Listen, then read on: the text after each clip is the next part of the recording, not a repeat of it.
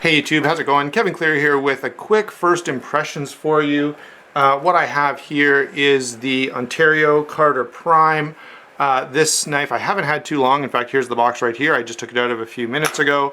I wanted to kind of give you a quick overview or first impressions on this knife. First off, let's start with the size and weight on it. We have a knife here that's 8 inches overall, 3 3/8 inch blade, 4 5/8 inch handle, and weighs in at 5.2 ounces, which is fairly hefty for that small 8-inch size. However, at the price point, I don't think it's fair to expect them to mill out that titanium.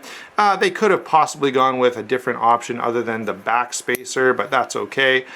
Fit and finish on this is reasonable, especially for the price point, but you can see there's a bit of a, let me see if I can catch it for you. Anyway, maybe not. There is a bit of a sort of line there or a little gap where the backspacer is not totally flush to the handle.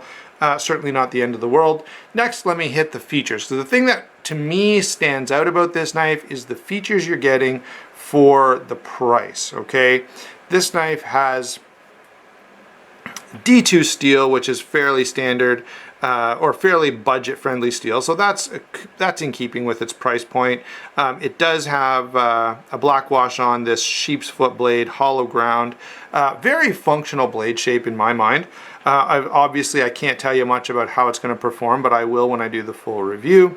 Ergonomics seem acceptable, but again, I'll have more to say on that later. Let me point out, though, that this does have bearings. I'll see if I can, you should be able to maybe see them right there. They're fairly visible on this knife, not unlike some others. If you look inside right here, can you catch that? There is a stainless steel lock bar insert on this knife. So for 82 bucks, we're getting things that we'd expect to see on, you know, a $200 tie frame lock or even more. And a milled titanium clip that, by the way, actually works really well. I have put this in and out of pocket a few times. In fact, I had to run out of the office for a few minutes and I dropped this knife in my pocket just to sort of get a sense for how it was going to carry.